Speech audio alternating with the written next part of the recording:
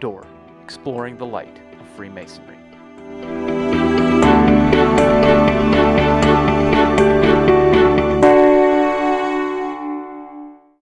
Hello and welcome to Beyond the Door, exploring the light of Freemasonry. My name is Chris Crume, and I'm joined by my co-host, Matt Salyer. Hello, brethren, and hello to all of you who are curious about Freemasonry. In our very first episode, we're talking a little bit about our journeys through Masonry and why we're excited to bring this podcast to you.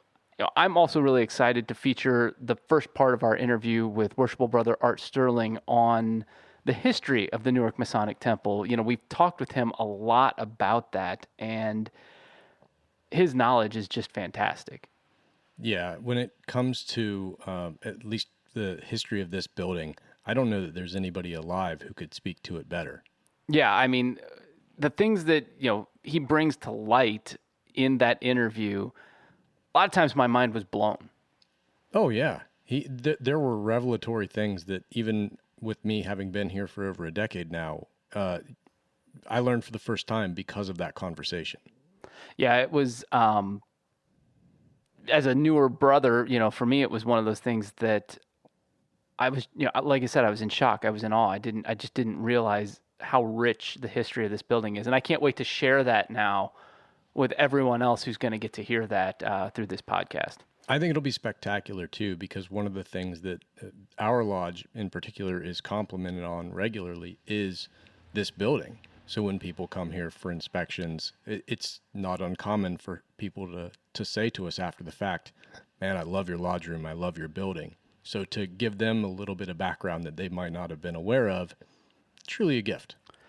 I mean, for a 110-year-old building, I mean, it's still standing. It's 110 years old, and it's still standing, and it's still, a permanent fixture here in Newark, Ohio. With a lot of architectural and little idiosyncrasies about it too, right? Like that aren't if you walk around Newark, downtown Newark, Ohio, you're not going to see anything exactly like this. There might be something similar, but it's not going to have all of the charm.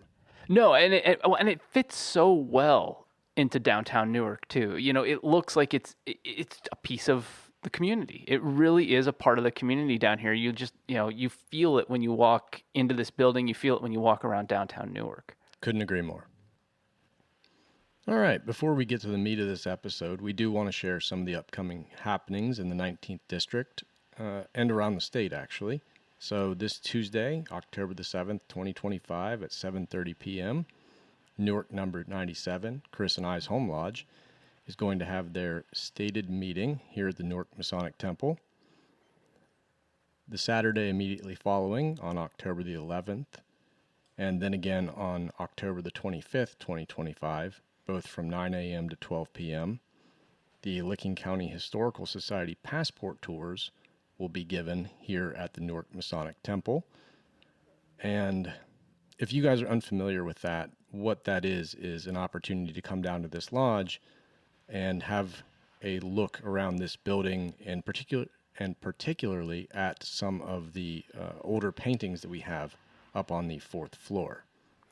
Yeah, those paintings are really significant to the history of not just our lodge, but really the history of Newark, knowing that the artist Amzi Godden moved here, was a prolific artist here in the 1800s, and just the age of those paintings, some of the just most beautiful art that really I've seen here in the state of Ohio. It's actually really, even if you don't appreciate art, they're worth looking at just for the sheer size of it.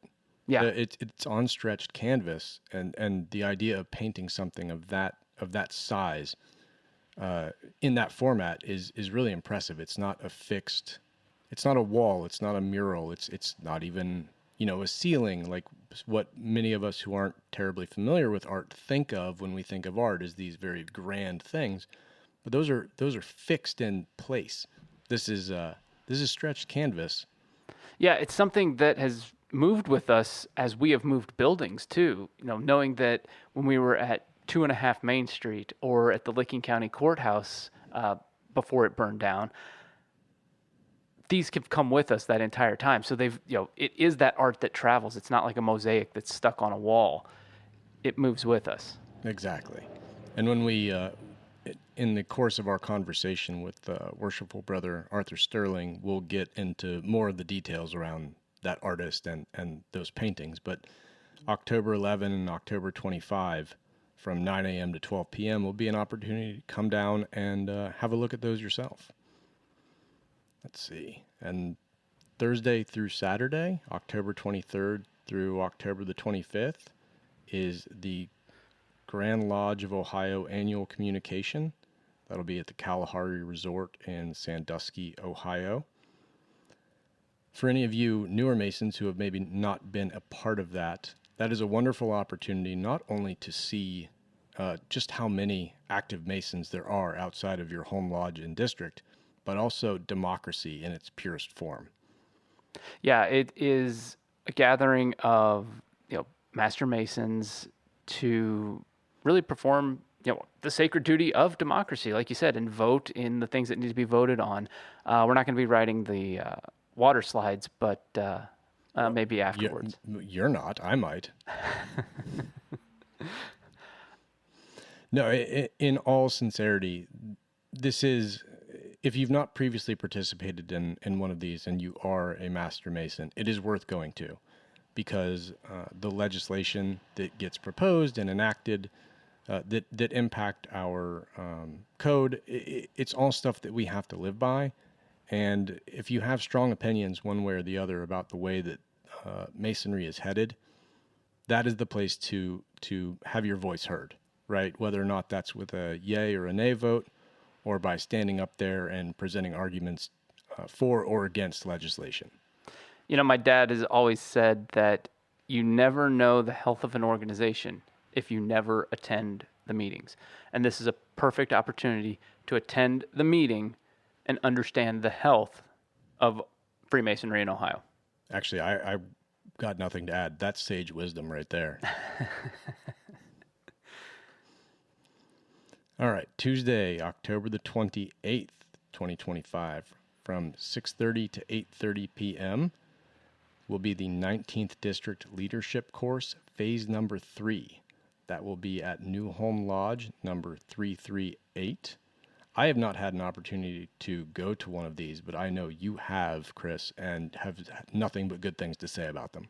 They have been absolutely fantastic. I've had the pleasure of attending all 3 phases. I just did phase 3 a few weeks ago at Pataskala, and I can tell you, it will kickstart your journey through leadership in not just Masonry, but leadership in general.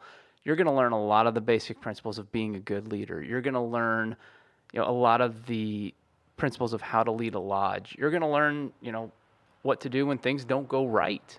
I think just those important parts of being a leader, and you get to do it with brethren from around the district, which I think is really fantastic, and learn again from the wisdom of the the masters that have come before us as well. Are you suggesting that things can go wrong when a lot of people have differing opinions? That never happens. I don't think that's ever happened in the history, but theoretically it could happen. No, that fallback position, right? Like, that's good to know. Yeah, it's great information, and to me it shows that the 19th district is really taking, the future of Masonry into account when they create something like this, so that they can pass on what they've learned, and we can really continue to further the profession. To that end, you mentioned the future of Masonry. These leadership courses are open to entered apprentice and fellow craft as well. It is not Master Mason only. Correct. Yeah, so they're open to all Masons. Yeah, so you younger members should feel free to attend these as well. I encourage younger members, get to this. If you have, any passion for what you're doing with this, you're going to learn something, and it's going to be important for your journey through Masonry. And if that Tuesday the 28th isn't good for you, the following day, Wednesday the 29th, same time, 6:30 to 8:30 p.m., that exact same course will be offered at Mount Zion Lodge number 9. Yeah, again, get to one of those 2. There's also going to be some more that we'll talk about later in later episodes as we get that calendar out to you as well. just go to it. I mean, it's a couple hours out of your day. Take the time, enrich yourself, and learn a little bit more about, Freemasonry and what your journey through it's going to be like. Can you believe we're actually, physically sitting here in the podcast studio at the Newark Masonic Temple right here, right now? It feels a little wild. It really does. I mean, this project has been months in the making, and a lot of hard work and sweat, blood, tears have gone into it. So to be sitting here right now is really awesome. It's just great to get started, and I hope that folks really enjoy this journey with us as we learn how to do this ourselves. Yeah, I think from ideation to now it's every bit of 9 months. Yeah. Actually, almost to the day, if you think about it. Yeah, it really is. From that first kernel of an idea where we talked about just recording the stories of, our older brethren so that we could keep those, to where we've gotten to this point. It seems like it's short, but it's been a long journey, and I think it's been really fun. Yeah, and what Chris is alluding to is when we initially had some leadership meetings with the 3 principal officers of the lodge, we talked about setting up just a basic tabletop microphone and bringing in some of our senior-most members and just trying to get some stories, right? Trying to put something in digital form that won't get lost. Because in particular, our lodge has a bit of a generational gap, right? We have some more stately members who are 40 years older than what is now the kind of meat of the progressive line. And so we wanted to record as much as we could about what was happening in this building, in the 60s and 70s and so on. And then from there, it kind of grew wings. Like, hey, if we've got microphones and we're already doing this, is there a way that we could actually make this available to the general public, or at least fellow brothers outside of Newark 97?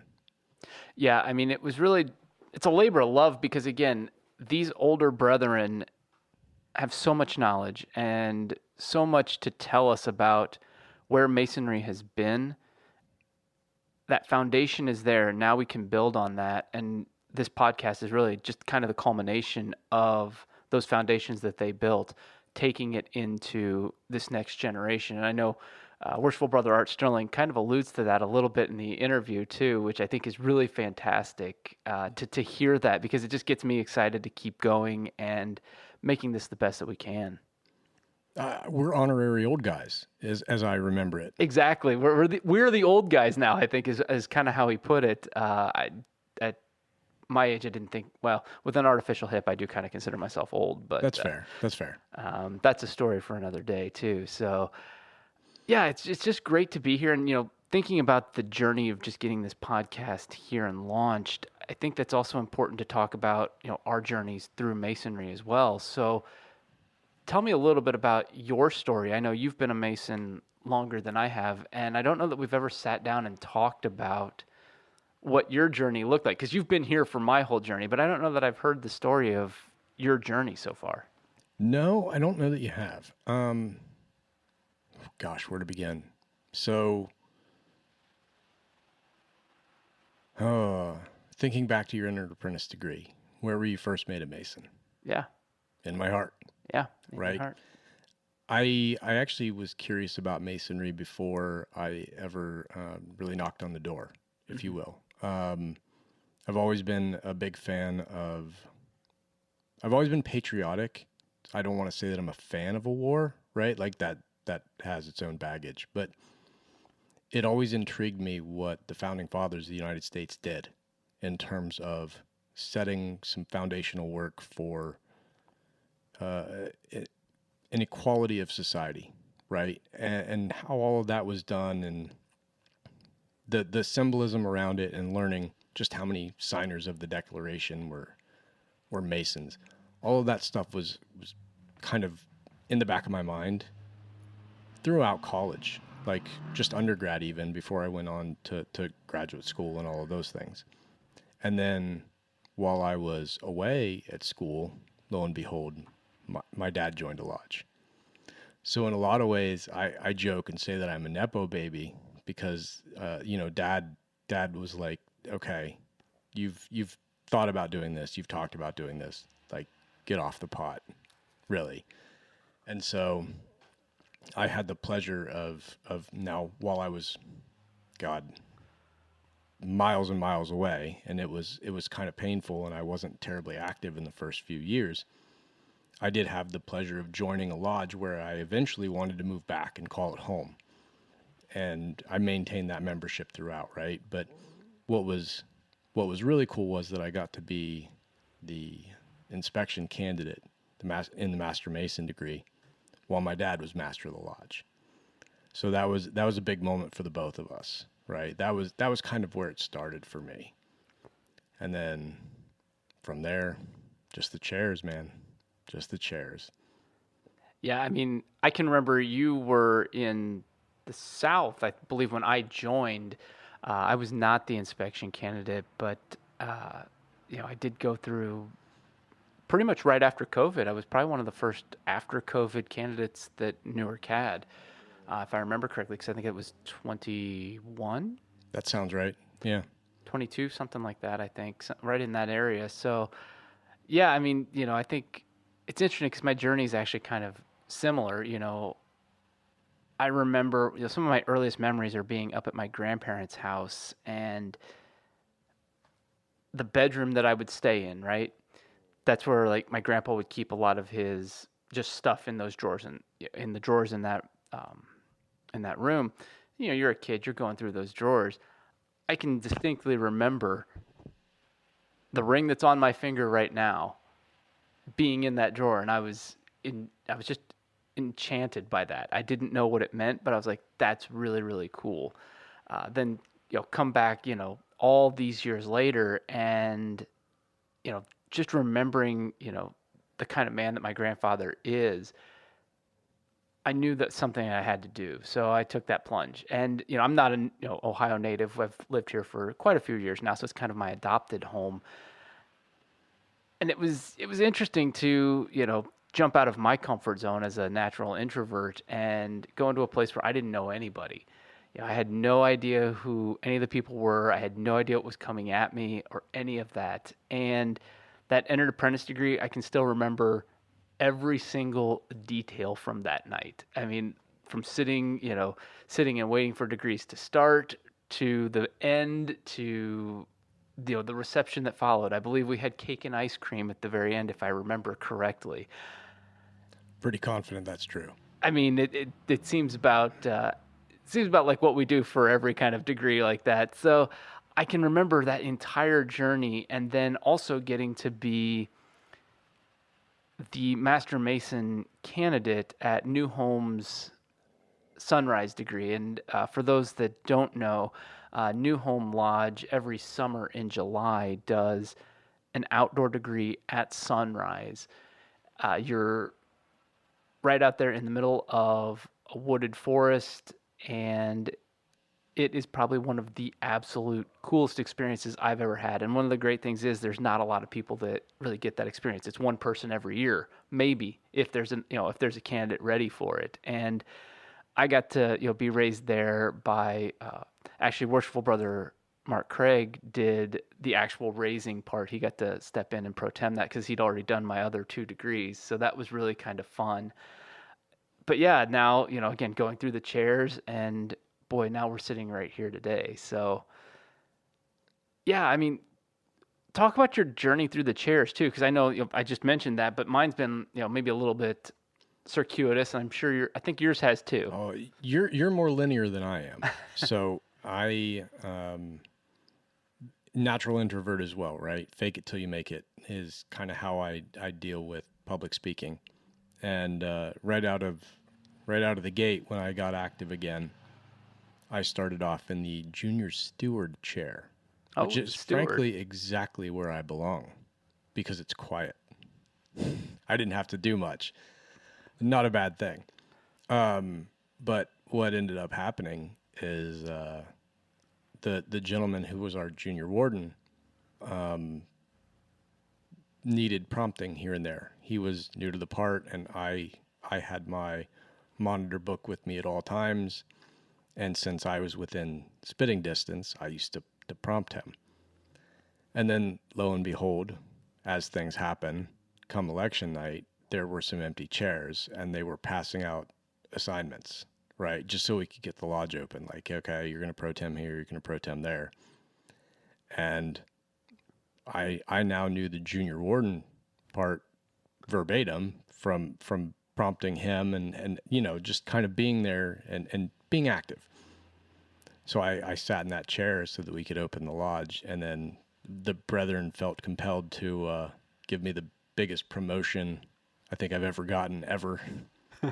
I don't know how many chairs I skipped in that, but then yeah. Wow, right from junior steward all the way to junior warden. In one election. In one election, wow. So 2 years in the South, 2 years in the West, and then 2 years in the East. So I got my Masonic passport is missing some stamps in terms of jobs that I have done.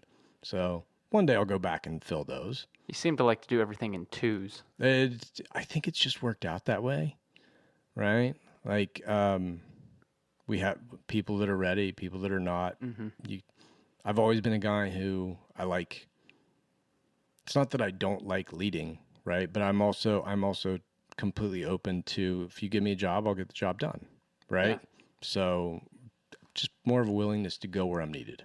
Well, and I think it's also, you know, indicative of where we are with Masonry right now. You know, used to be where you'd have a long line to get into the line. And now we're at a point where that's not necessarily the case. You know, we, like you said, you were being handed out assignments for pro tem just to open the lodge. And that's kind of where we're at. I mean, I think, you know, we've done a really nice job over the last year of growth, really the last 2 or 3 years of growth with the members that we've got. But it does make you sit back and think a little bit too. Well, and to tie it all back into the interview and why this idea originally had traction, at least in my brain, you know, I think there's nuggets of wisdom that we can find in some of these interviews, right? What made this organization great in the 1960s is not really any different than what makes it great now, 60, almost 70 years later. It's just society around us engages in different ways.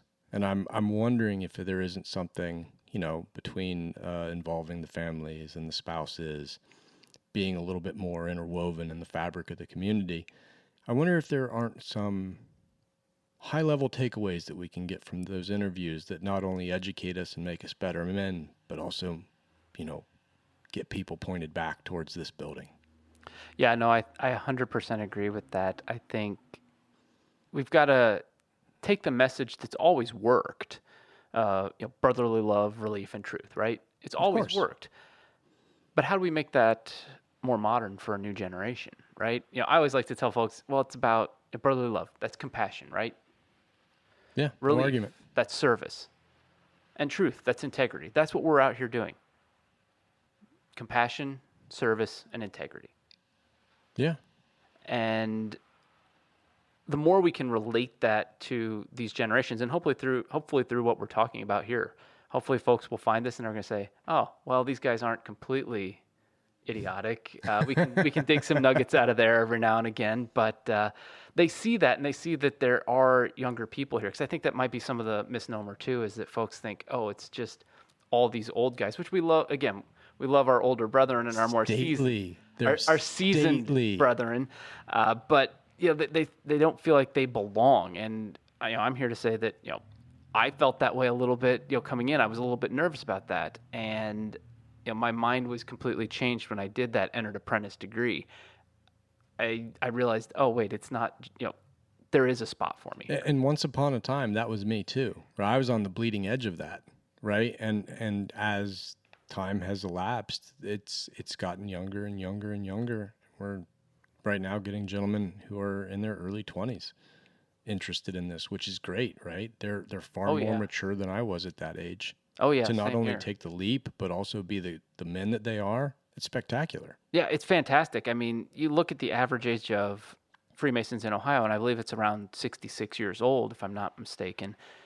And you look at our line, and we're talking average age of 39 probably, because we're the two old guys in the room. So Yeah, we bring that up a smidge. Yeah, we bumped that average up, but yeah, so it's really encouraging, and hopefully this series that we're working on can help with that. It can bring more of those younger guys in, and we can have some really frank discussions and bring them back into what we're trying to accomplish. I think it'll do a good job in making Masonry relatable and in letting people know that it's not some nefarious secret society. And yeah, just awareness that the Yeah. building's even open.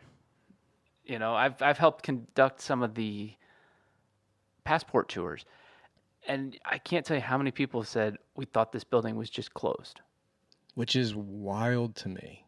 I mean, we have a major political party on the first floor. We do, but they thought that the rest of the building just nothing happened here. That's fair. That's fair. They're like, oh, there's the businesses, but they didn't even know what happened on the third, fourth floors like that. Yeah. So they just didn't think we existed anymore. So Missing out. they are, but it's great to be able to get into our community then and say, no, we're here and we are here to serve. I know you talked about, joining a lodge with your dad, after he had joined. For me, I think, back to kind of our topic originally, I kind of followed the opposite direction. Yeah, you with guys that. went the different direction. My dad and I went the different direction. Your dad kind of told you to, get off the pot and just do it, right? After he'd already joined. I joined, and then, I went through all three of my degrees, and, my dad would talk to me about it and get really interested. And I'm like, dude, just do it. Find a lodge, get involved. And he's one of those more methodical people, right? He's going to research everything. And he's like, well, I don't know. Do I want to join this one? Do I want to join that one? Do I want to join this one? I was like, it doesn't matter. Pick. Find one, go visit them, and see if that, if that fits for you. And he did. He finally found one. And I think for me, one of the coolest things that I've experienced so far as a Mason is, typically, like you said, your dad got to be the person that did all three of the degrees for you. And, he raised you and that kind of stuff. I actually got to do that for my dad. So we did it a little bit backwards, but it was really kind of cool because it doesn't happen that often. And I was talking with a past Grand Master for Indiana, where my dad lives. He's one of the members of their lodge, and he's like, I don't think I've ever seen that before, where the son raises the father instead of the other way around. Yeah, that is very, very unique. I mean, I don't have nearly the experience as a past Grandmaster would, right? But I'm not familiar with it here local or in Ohio at all.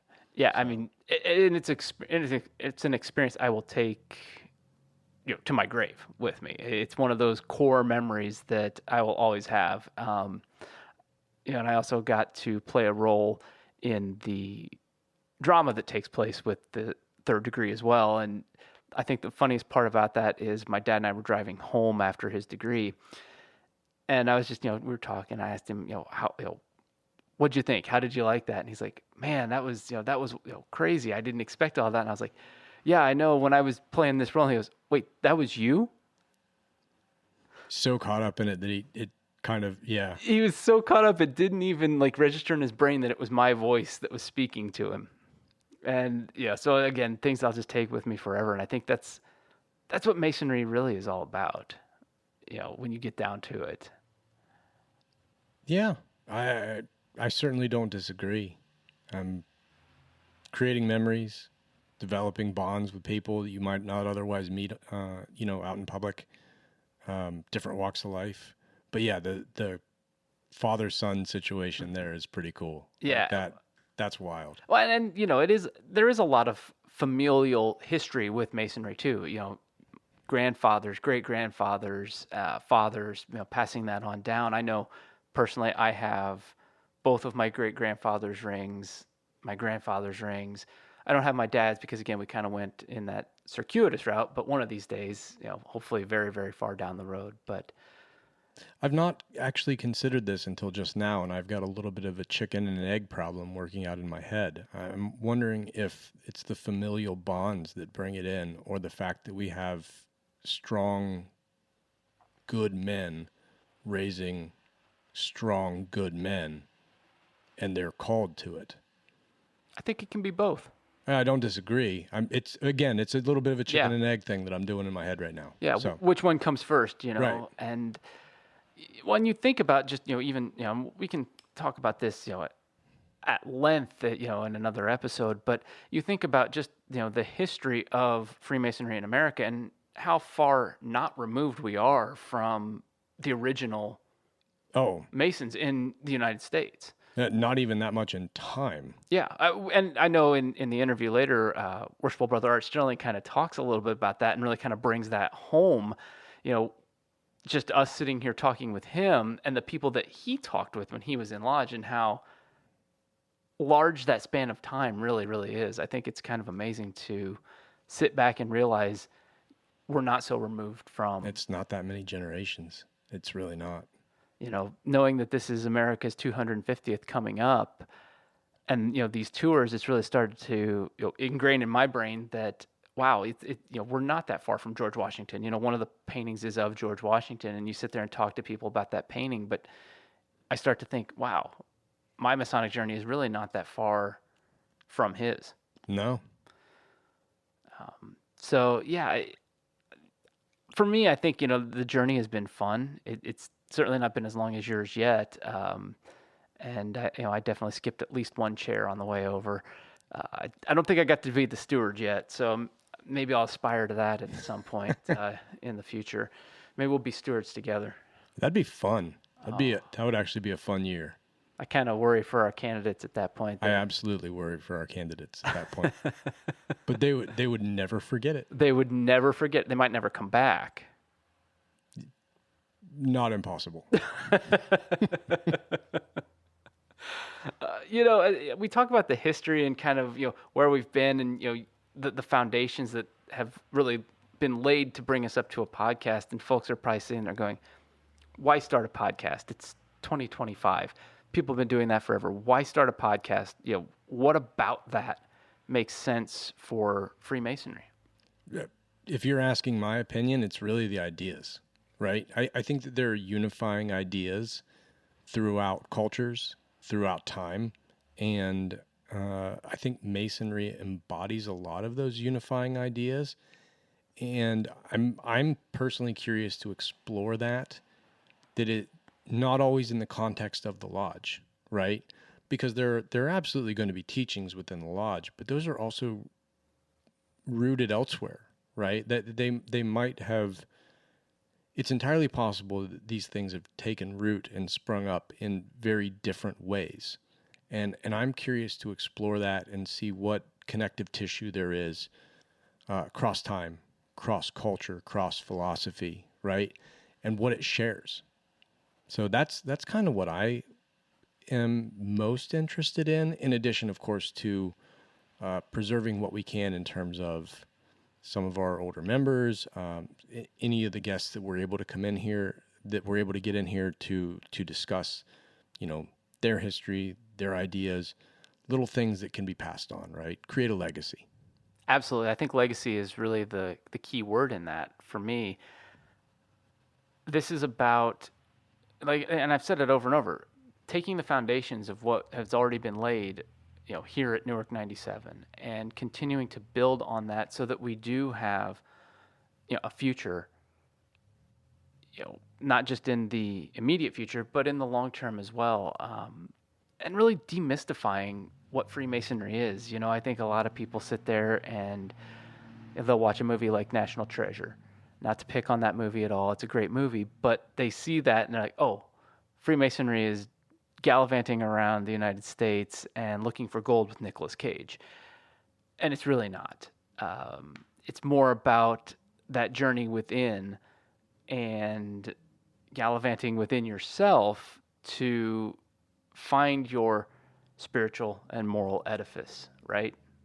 I'm not going to disagree with you, but I also wouldn't turn down a good heist if I'm invited. Well, maybe we could get Nicolas Cage on here one of these days and see if we could get the back of the Declaration of Independence and see if there's a map. I'm not down for the Declaration of Independence, but just generally gallivanting around looking for gold does sound kind of fun. And to be clear, we don't know where the gold is at. It's right. But but back on the topic of why start this podcast, I think as we've talked about, the average, like we said, the average age of a Mason in Ohio is 66. And we know that to continue to exist, we have to reach out to younger men who may not, who may not know that we are even open as a lodge, as a fraternity anymore. And we need to meet them where they're at instead of expecting them to come to us. I think there's a considerable amount of truth to that, obviously, right? We're just not interacting as a society the way we did even 20 years ago. And it actually ties back into one of my motivations here. That's the topic of ideas, right? Like exploring ideas that can be unifying and letting people know that we're still here and that we're still contemplating those things, that we're still embodying some of these values that I think make society better. Absolutely. And really getting a diverse perspective on that too, I think is exciting for me. And really, talking with, whether it is a district deputy or it is a past grandmaster or just some of our younger brethren, and getting their ideas, getting their feelings, getting their stories out there so that people know this is what that journey's like. Every journey's personal too. And I've already harped a lot about wanting to record the history, but I'm very curious about some of those younger members too, because to cross the proverbial picket line that is, not a text message and walk in this door and sit down and ask brothers questions and fill out a petition, that took some courage, Yeah. right? And I'm genuinely curious what compelled them to do it. Yeah, Right. I am too. Well, that night, how did you even hear about it? If there's not that familial connection, Yep. or maybe maybe it was somebody they work with, or maybe it just popped up on their Facebook feed. That happens from time to time. And how did you hear about this? And then what made you say, that's something I want to do? And I really want to tell that story then to other young men out there who may be thinking or contemplating about, what is Masonry all about? Yeah, I think you nailed it. So we're excited for this. We're going to continue to grow with you all as you listen to us. So thank you for that amazing insight. I think we could probably talk for hours on end about what Freemasonry is and why we're excited about this. But right now we're going to kick over to part one of our interview with Worshipful Brother Art Sterling about the history of Masonry in Newark, the history of the Newark Masonic Temple, and really kind of what that means to Newark as a city and then Licking County in general.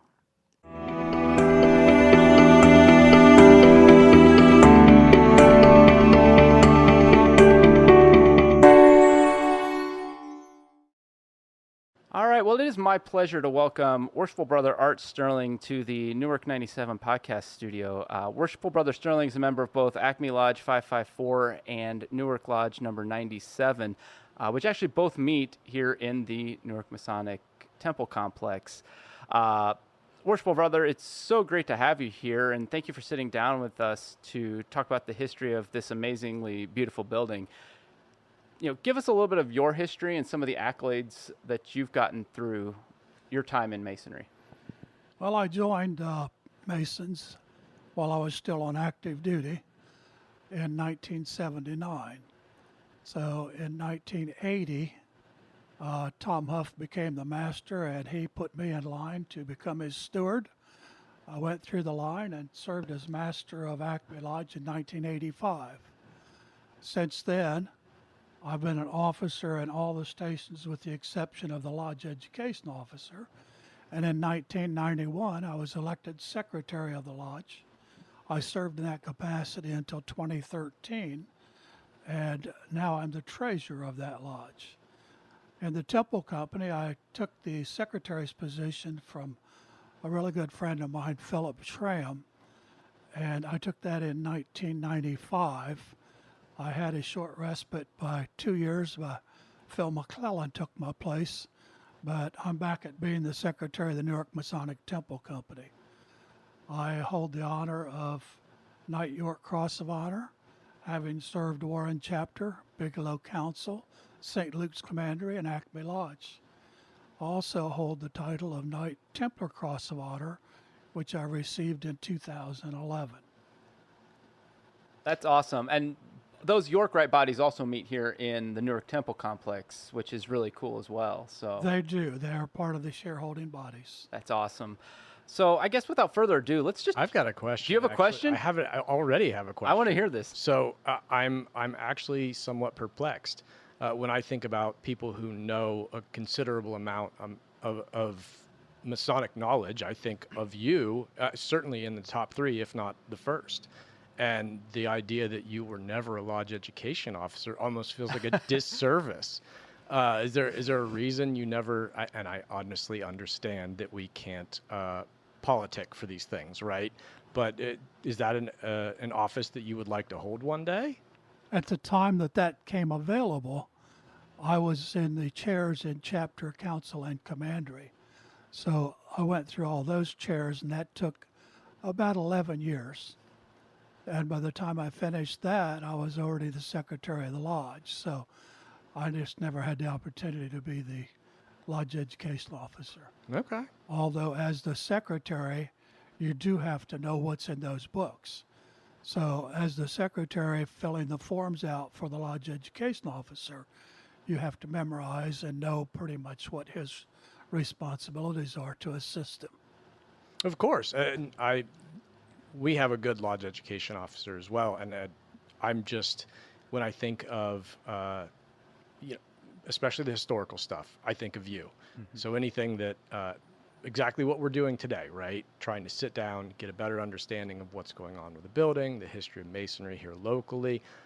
I think of Arthur Sterling. So I would be a willing participant in a lodge education put on by you. I'm just surprised by that. Well, I think that's what we're going to end up getting today too, which is exactly really right. fantastic. I mean, I'm just thrilled that you're sitting down with us to talk about just the history of this gorgeous building. I mean, it is a beautiful building here, and Art is going to be our guy for that to let us know a lot of facts about it, a lot of its changes. I've been waiting for you guys. You just didn't know it. Well, we've been waiting for you too, and I think that's what's again for us is super special. I guess I can just jump right in with the first question that I've kind of got is, our building was consecrated in 1915, so we're talking about 110 years old. But we know that the bodies that meet in here are much older than that. Before we met here at the current Newark Masonic Temple, where did Masons in Newark meet? They met at 2.5 West Main Street. There's a building that was named, it's the Ryder Building. The Ryder Building. Okay, Ryder, yeah. They met there for several years. I don't know where they met before that, but according to the documents I have, the Amzie Godden paintings were in the courthouse. Oh, The really? two that we have upstairs, being in the courthouse, I would assume they met in the courthouse at one time. Okay. And the Newark Masonic Club also met at 2.5 West Main in that building. Huh. And according to the Advocate articles in 2015, the committee started the process in 1912. But I have the minutes and the records from 1907, 1908, where they had talked about buying their own building because of the lease on the Ryder Building. And when it came time to renew the lease, they decided they was going to either buy that building or build a new one. And after a lot of discussion, the 5 bodies, that would be Newark Lodge, Acme Lodge, Warren Chapter, Bigelow Council, and St. Luke's Commandery, formed a committee to study when and where they would build the building. So I have the documentation basically from the Newark Advocate, also from the minutes and from some articles written by Walter Thomas Huff. Tom was a local historian who got his start early in 1984 when Tom and I were discussing the history of Acme Lodge. And at the time, in 1984, I was in the line in what they call the Allied Masonic degrees. And I asked him to submit a paper on certain articles, and one of those articles was making Mason at sight. The first Mason at sight in Ohio was John Sowersby, and he was made a Mason at sight, I think, about 60 years before the next one.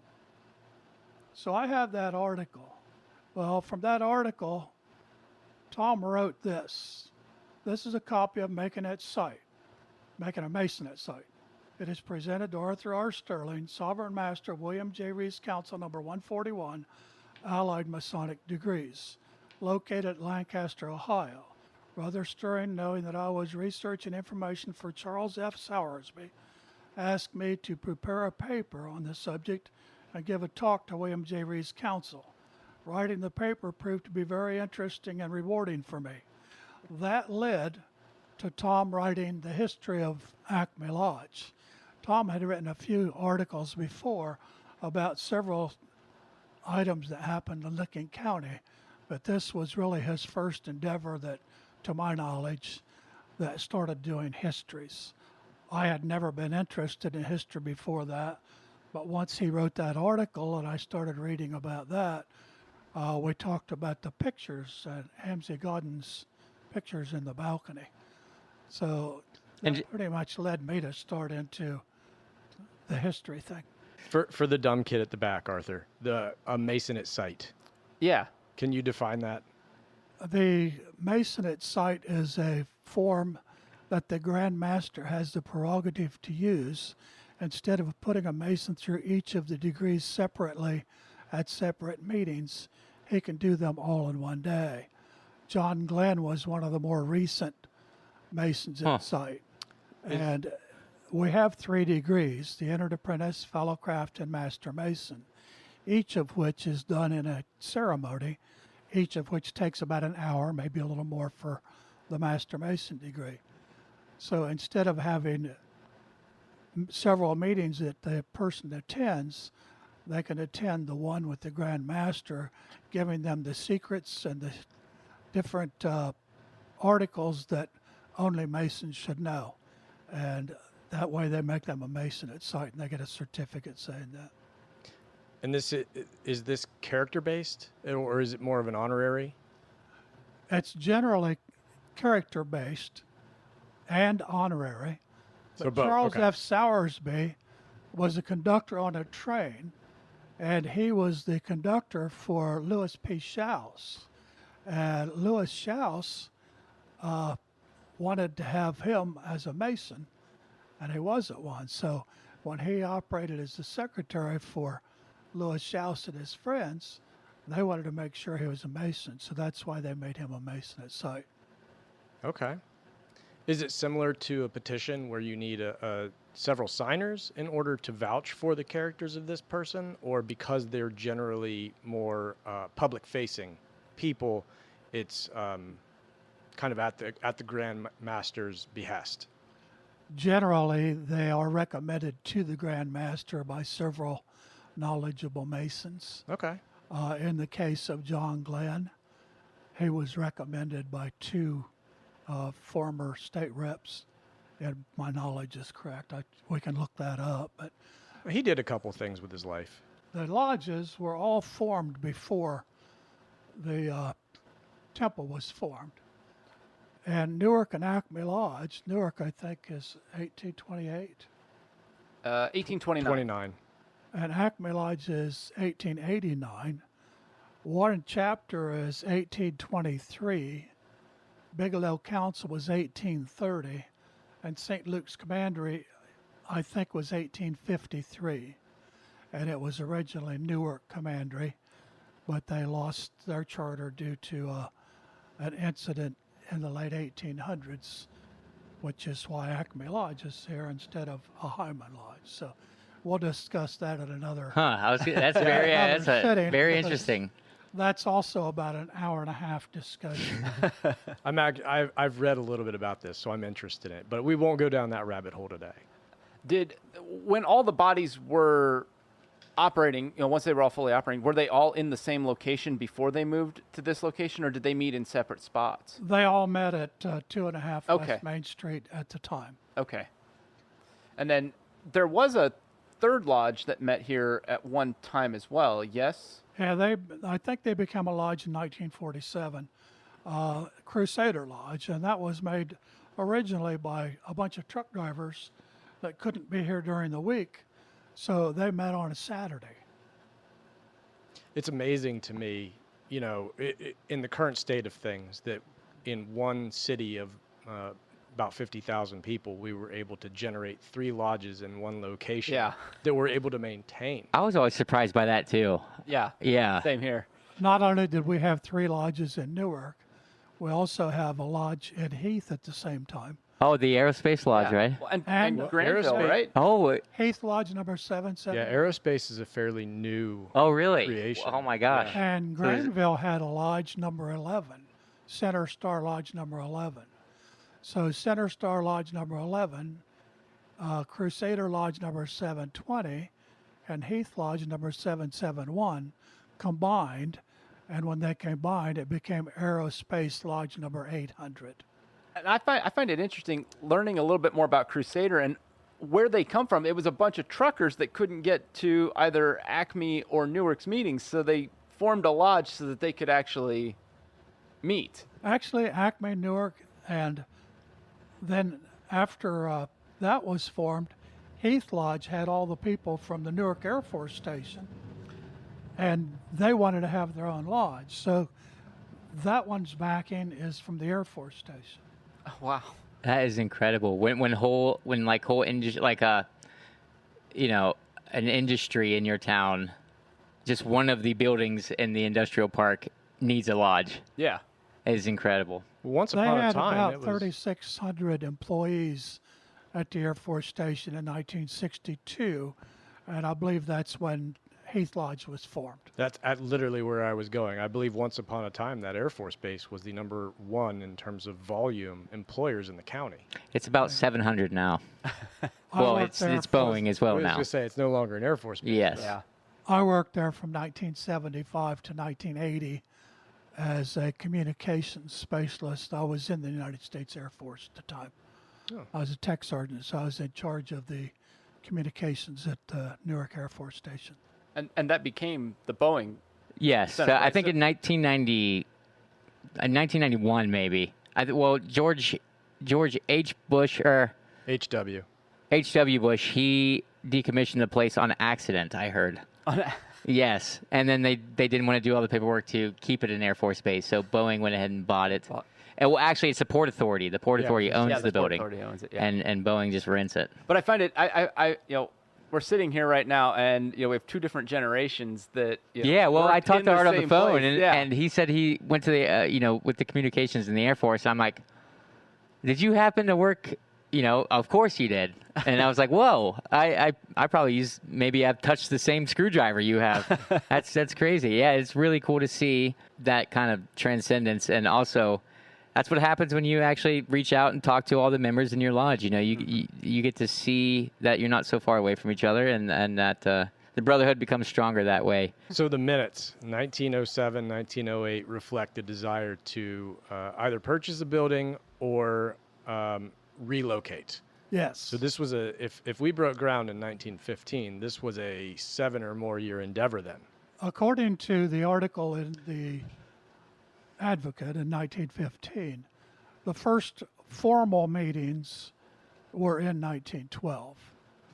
So the 2 lodges got together and formed committees, and then they invited the Yorkite bodies, that would be Warren Chapter, Bigelow Council, St. Luke's Commandery, to join them. So the trustees of those bodies got together and formed a committee to study what they should do. And the first thing they thought was they didn't want to continue to pay a lease in the Ryder Building. So they bought the Ryder Building basically over a period of time.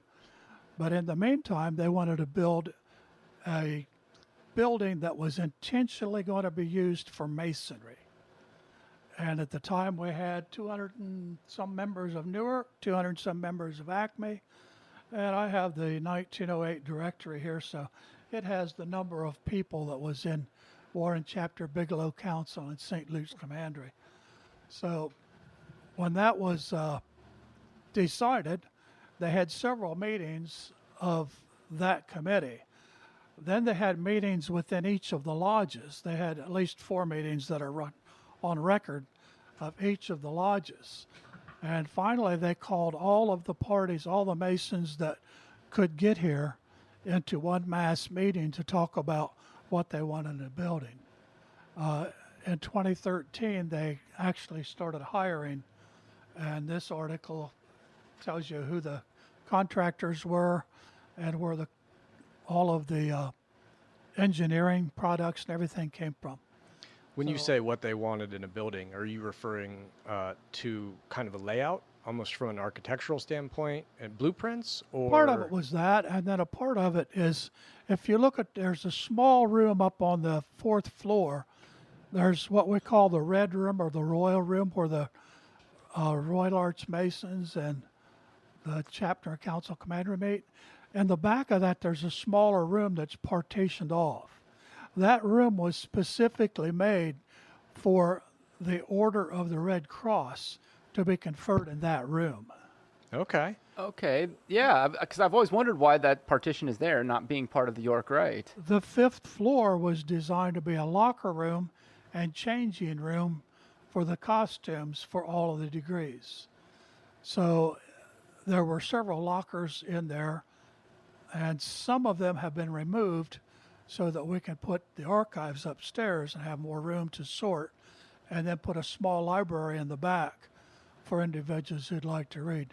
We have several copies of the books by Mackey and Cloudy and Rehnquist and so forth, so there's a lot that you can read. I have collected over the years many of the articles that were loose throughout the building, and those are the items that I'm going to be sharing with the next 3 generations. I hope so.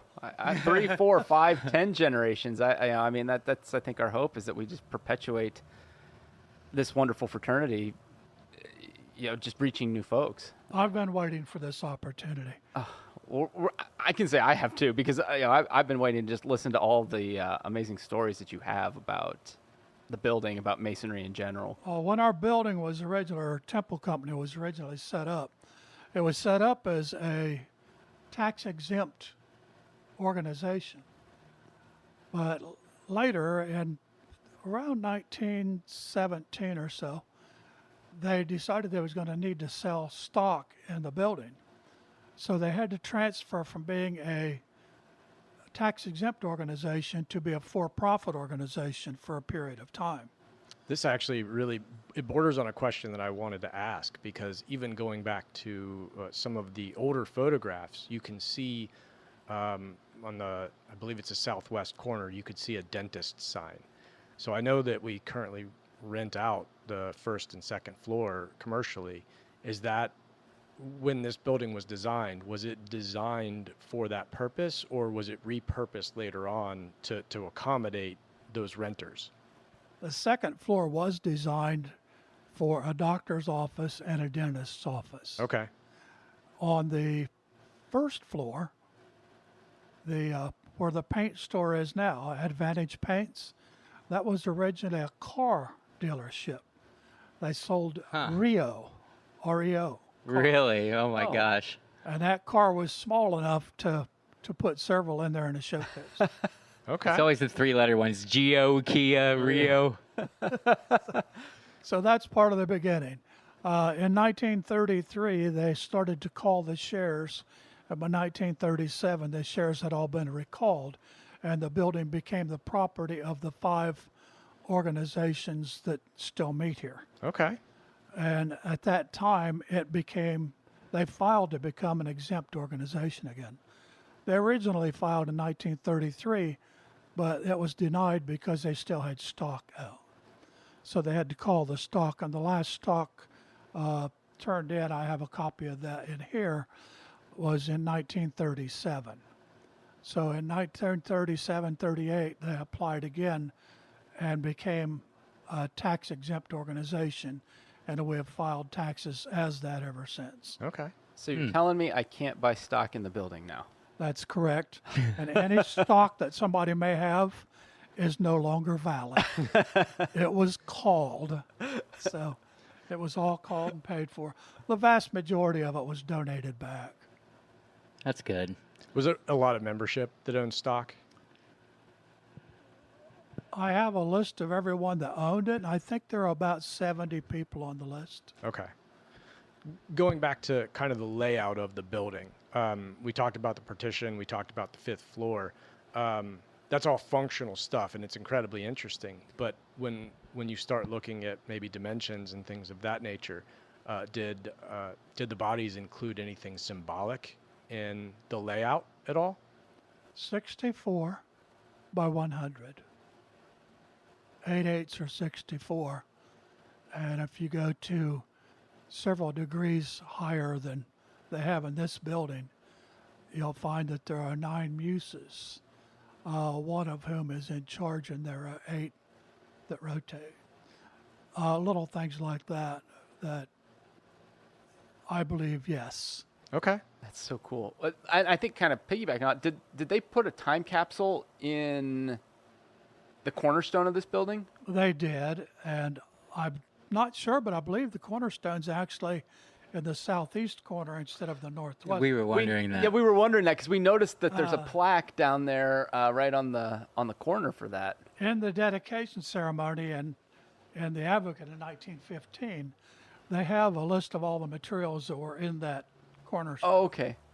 And in our rededication, we had a supplemental paper that also contains what we put in our new cornerstone, which has never been set. Wait, so where does that cornerstone rest then? Is it? It's in my office. Oh. Yeah, I think piggybacking off of Matt's original question with some of the design choices, we know that around the 50s is when they started doing some remodeling in this building too, and we know that like in the ballroom that the dining room used to look over it and there was a balcony and they closed that in. Is there a reason that they closed that in, or talk a little bit about that? I haven't done enough research on it. I do know that Ben Ray Harris was one of the people that was involved in it, and I've been back through the minutes and I don't really see much in Acme Lodge's minutes. So I'm going to go through the minutes from the Temple Company and see if I can find out more about that. It was a mezzanine on the next floor up. Mm-hmm. There's 2 offices up there now. One we call a small conference room. Yeah. And one we call the Temple Company office. Both of those were built when that bottom was refloored. Okay. And then, so those were built I think in the 1950s. Yeah. And then even this room that we're currently sitting in right now, we can tell that like the wall that's like behind you and me, a little bit more modern of a construction than anything. Was that part of that, or was that much later on too? I put that wall up I was going to say. in the 1990s, along with the wall over on the other side, so that we could rent these spaces out. Okay. At that time, we didn't have a lot of money in our checking account, and we were looking for additional income. And the president of the Temple Company at the time was in the business of renting space. So we took advantage of the opportunity and rented these spaces out for a few years. So we had prior locations before moving down here. Yes. And presumably there were furnishings in those lodges. What is everything in this lodge, as far as the 4th and 5th floors, is it original with the building, or did anything move from the prior locations? To the best of my knowledge, everything that we're using today was built for this purpose in this building, but it was not the original furniture. We have 5 chairs from the original lodge and 1 altar from the original lodge. They're in storage up on the 5th floor. And in this building, all of the furniture is the property of the Newark Masonic Temple Company, except those 5 chairs and that altar, which are set aside as property of Newark Lodge 97, along with the 2 paintings in the balcony. Interesting. Do we have any records of how old that stuff is? Is it the perhaps the original, or is it more modern still? An art dealer told me that the chairs were from the 1840s to 1850s. So if Newark Lodge bought furniture after they come in, probably they bought temporary furniture. I have never found a receipt, but I assume they had that made. Okay. So in my mind, part of why I was asking is up on the 5th floor in the balcony, not all of the chairs are identical. And I wondered if some of them were repurposed from that prior location.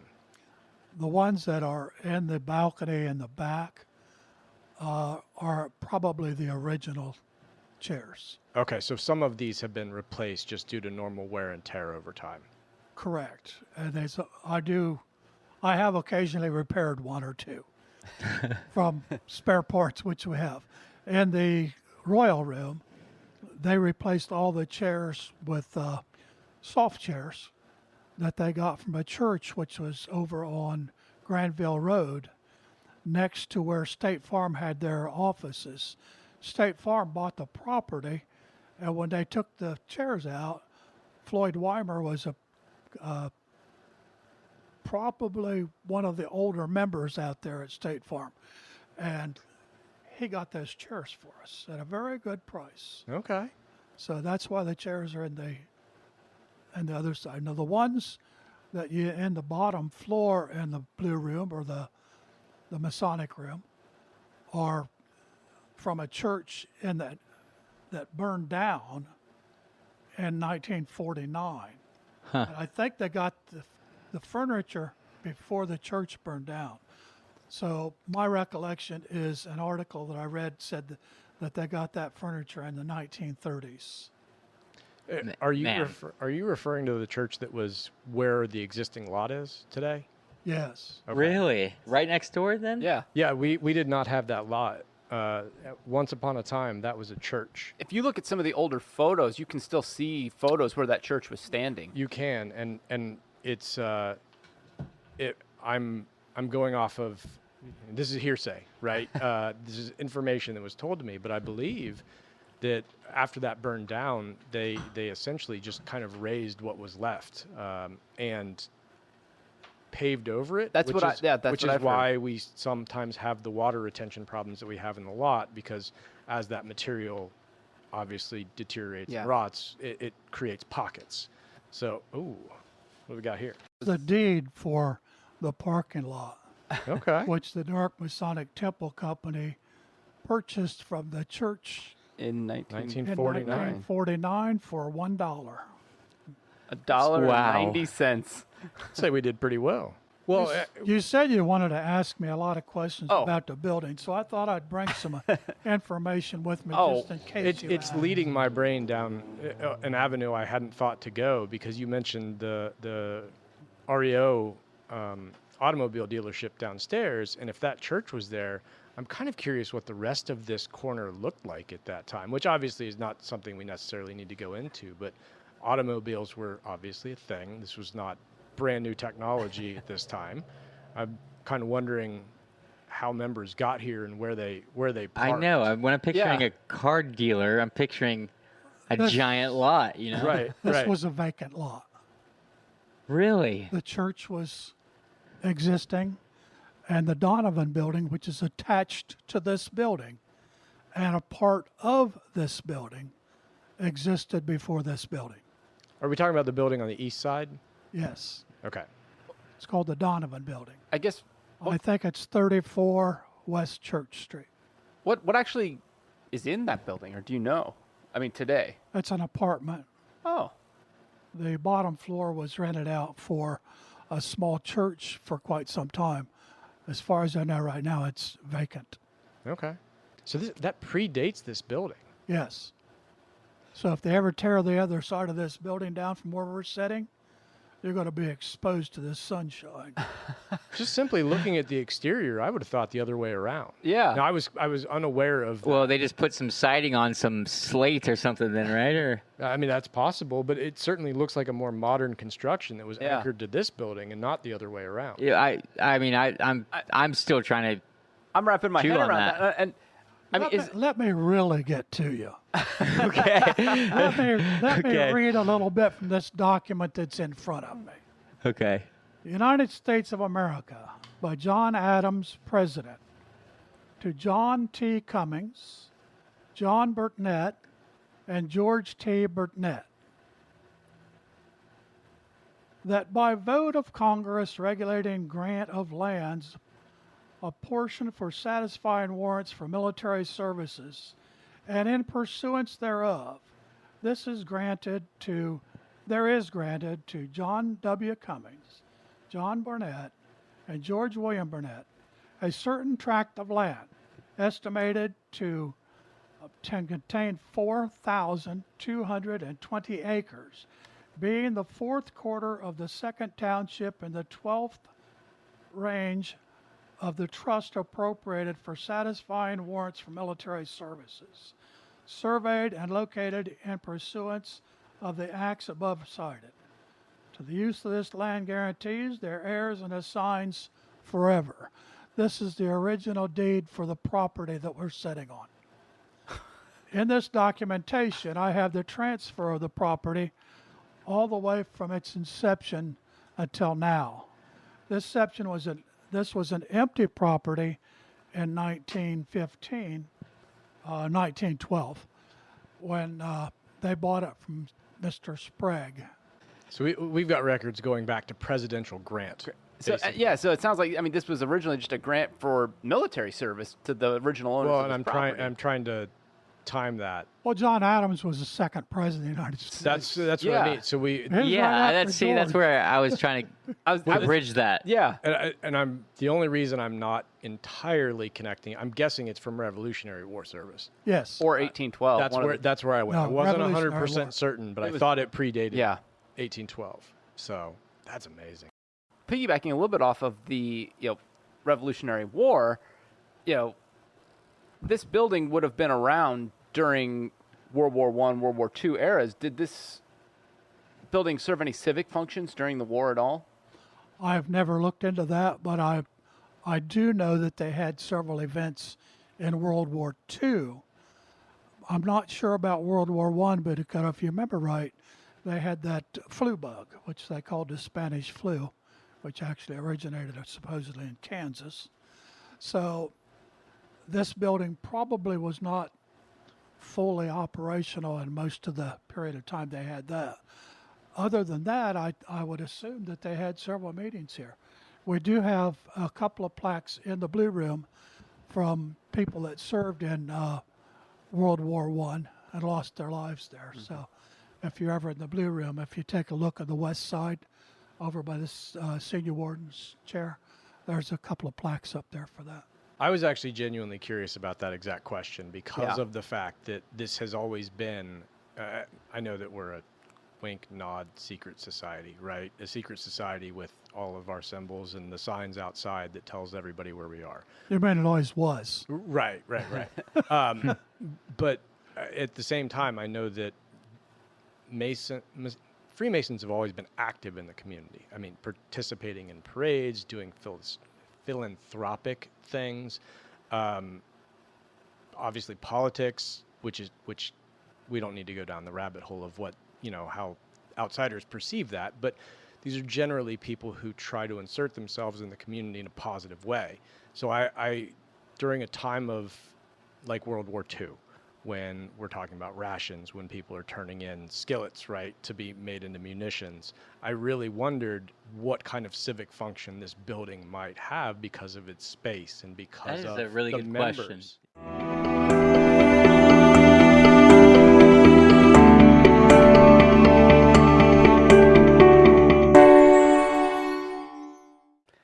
Well, that is going to do it here for us at Beyond the Door. We hope you've enjoyed this inaugural episode, and we look forward to connecting with you each and every month. Please help us grow our audience by subscribing to us on your podcatcher of choice, as well as sharing this podcast with your brothers, your friends, and your family. Did you enjoy this episode? If so, please leave feedback on your podcatcher of choice. Good reviews only, right?